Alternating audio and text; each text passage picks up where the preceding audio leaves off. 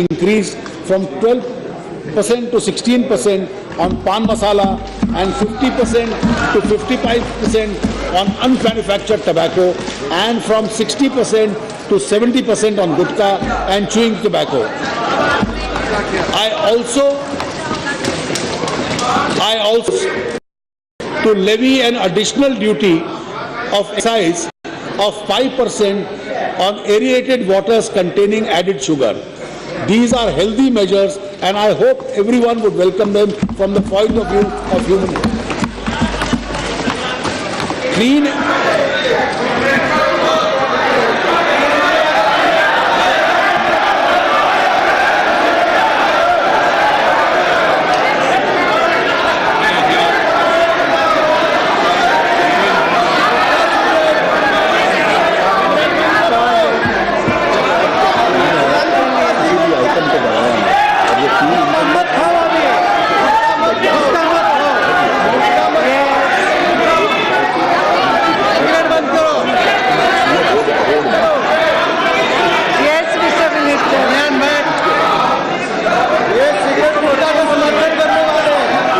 Clean energy cess is presently levied on coal, peat and lignite for the purposes of financing and promoting clean energy initiatives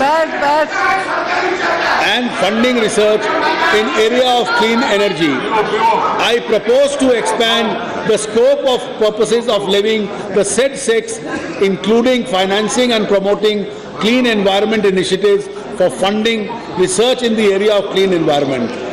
To finance these additional initiatives, I propose to increase the clean energy cess from rupees 50 per ton to rupees 100 per ton. I shall now deal with service tax. In recent times, amongst indirect taxes, service tax has shown the highest rate of growth. Since my overall objective is to prepare that indirect tax regime for a smooth transition to goods and services, changes have been kept minimal at this stage. The twin object of this sector of indirect taxes are to widen the tax base and enhance compliance. My proposal in relation to service tax are in line with these objectives. To broaden the tax base in services tax, it is necessary to prune the negative list and in exemptions to the extent possible.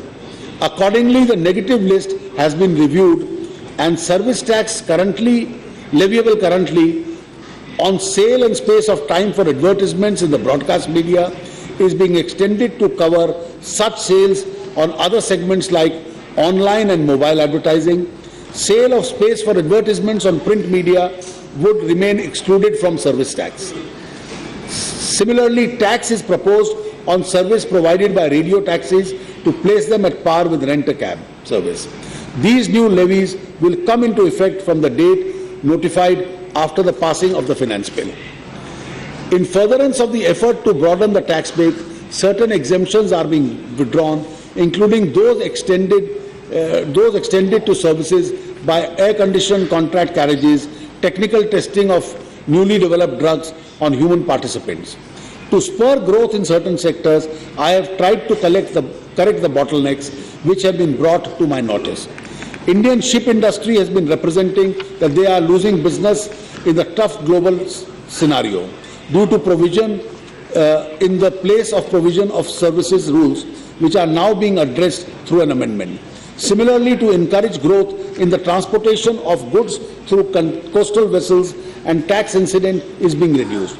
In response to the request of the tourism sector, services provided by the Indian tour operators to foreign tourists in relation to tour wholly outside India is being taken out of the tax deck. A long-standing demand of this sector has been to allow Senvet credit for services of rent-a-cab and tour operators. I now propose to allow credit in the same line of business. I had accepted a few requests for exemptions from social sector, since exemptions reduce distortions would be comparatively less in such sectors. At the request of Ministry of Agriculture, service tax on loading, unloading, storage, warehousing, transportation of cotton, whether gind or bale, is being exempted to bring it on par with certain other agricultural products.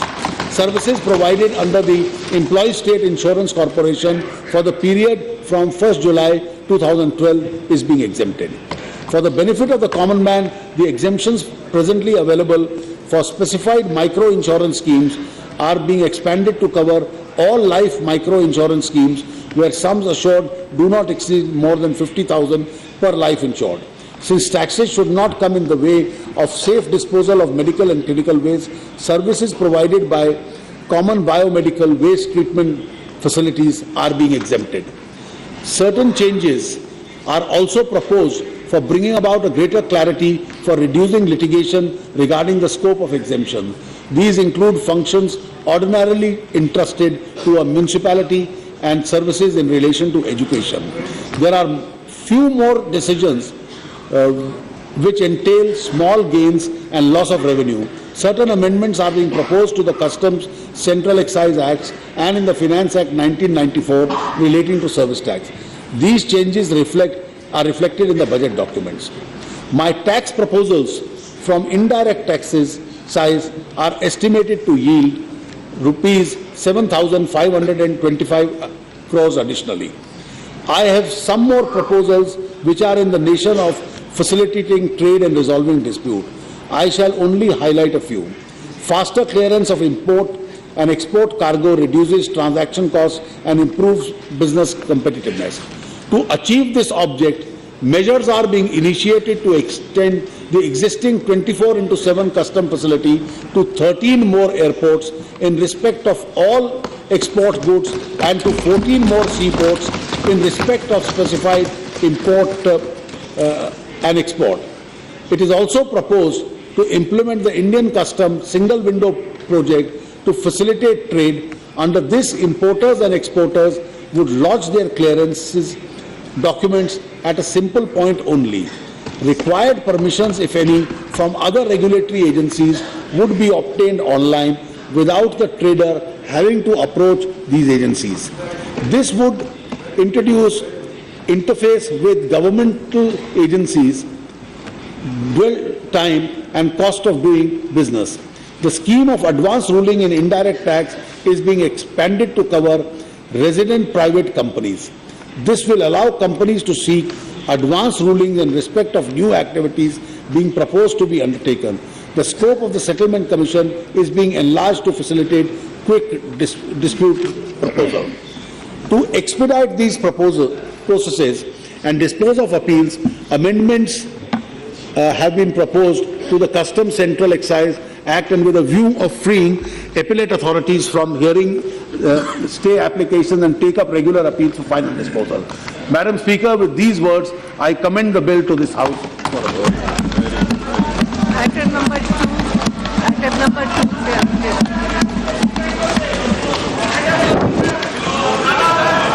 Madam Speaker, I beg to lay on the table. Yes. No, no. Yes. Yes. You can speak. You can speak on this. Yes. Yes. Madam Speaker, I wish to lay on the table the following statement